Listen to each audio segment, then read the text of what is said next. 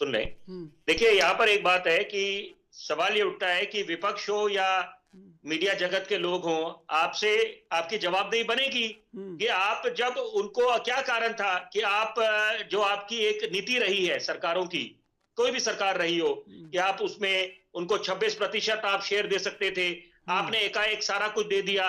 अब और ये देखिए ये तो एक रिवायत सी चल पड़ी है हम्म। यहाँ पर, तो वहां पर सवाल उठेंगे। और हम्म। सबसे बड़ी बात है कि उसकी बिडिंग कितनी हुई, कितने बिडर्स आए। अभी लेंगे एक छोटा सा ब्रेक, ब्रेक के बाद फिर हाजिर होंगे।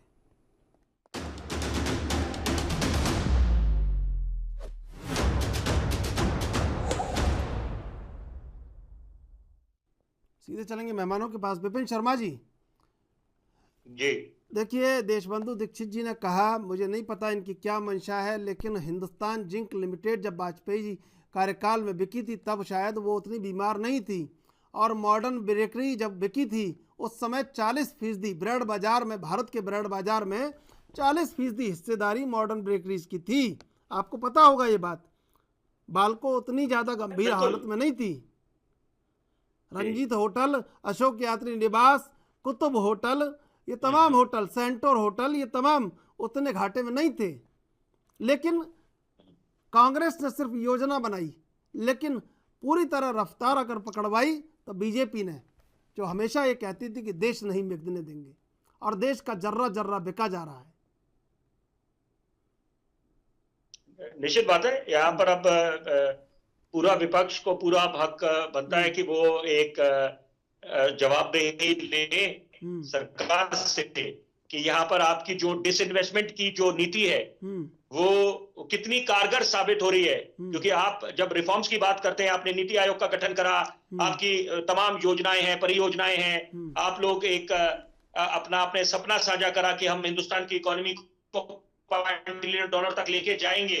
लेकिन यहाँ पर है कि आपकी जो सरकारी कंपनियां हैं, अगर उनका निजीकरण हो रहा है तो वो कहां तक बात जायज है, ये सवाल उठता है यहाँ पर। और जो आपकी एक नीति रही है, इतने इतने वर्षों से नीति रही है कि इतना प्रतिशत उसकी होल्डिंग हम लोग, शेयर होल्डिंग हम लोग रखेंगे, सरकार के पास रहेगी, वो एकाएक आप उस नीति में बदलाव ले आते हैं तो निश्चित बात है सवाल उठेंगे यहाँ पर। और शंका विपक्ष के मन में भी आएगी, एक आम आदमी के मन में भी आएगी कि आखिर सरकार क्या चाहती है इस समय।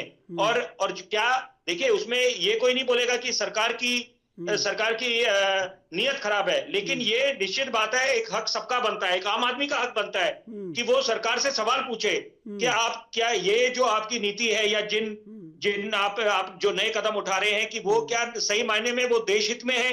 और जो राष्ट्र निर्माण की आप बात करते हैं, क्योंकि आपने एक अगर आंकड़ों की बात करें कि आप मोनेटाइज कर रहे हैं एसेट्स को, आप बोलते हैं कि हम लोग रोड सेक्टर से हम इतना पैसा लेके आएंगे, रेलवे से हम लोग 25% लेके आएंगे, पावर सेक्टर से 15% हम लोग लेके आएंगे, वेयर हाउसिंग से, अर्बन रियल एस्टेट से।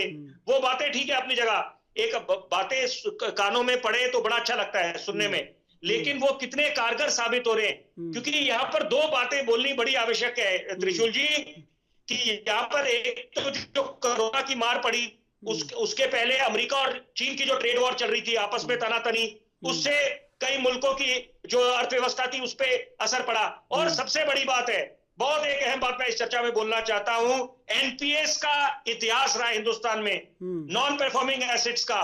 ऐसे कर्जे जो आपने दे दिए जो कभी वापस नहीं आएंगे और जिसने इकोनॉमी का भट्टा बिठा दिया अर्थव्यवस्था का। और आप ये नेशनल मॉनेटाइजेशन पॉलिसी जो आपकी नीति है वो स्वागत योग्य है, अच्छी बात है। लेकिन यहाँ पर ये वही वाली बात हो गई कि आप सरकार की बड़ी महत्वाकांक्षी योजना है, make in India, skill India, digital India, लेकिन उस पर अमल कितना हो रहा है, कितने कारगर साबित हो रहे हैं, ये एक आम आदमी पूछना चाहता है। विपक्ष तो पूछेगा वो, लेकिन यहाँ पर एक आम आदमी भी पूछना चाह रहा है पूछ पा रहा है यहाँ पर वो कितने कारगर साबित हो रहे हैं। क्योंकि आपको क्या पता है, पवन हंस की बात करें, सबसे बड़ा उदाहरण है। विपिन शर्मा जी सुन लीजिए, एलआईसी की बात है, विपिन शर्मा जी, एलआईसी की सबसे ज्यादा विपिन शर्मा जी, सबसे बड़ी जो इंश्योरेंस की कंपनी है, तो वो सबसे बड़ी बात है। अगर आप निजीकरण कर रहे हैं तो वहां पर ये कदम क्या ये देश हित के लिए होगा, इससे राष्ट्र निर्माण कैसे होगा, इसमें हर एक को हक बनता है कि वो जवाब मांगे। और यहाँ पर जो सम्मानित प्रवक्ता बैठे हैं भाजपा का, मैं बिल्कुल हम लोग अपेक्षा करेंगे कि वो उत्तर दे, ताकि यहाँ पर जो शर्मा जी, मैं जवाब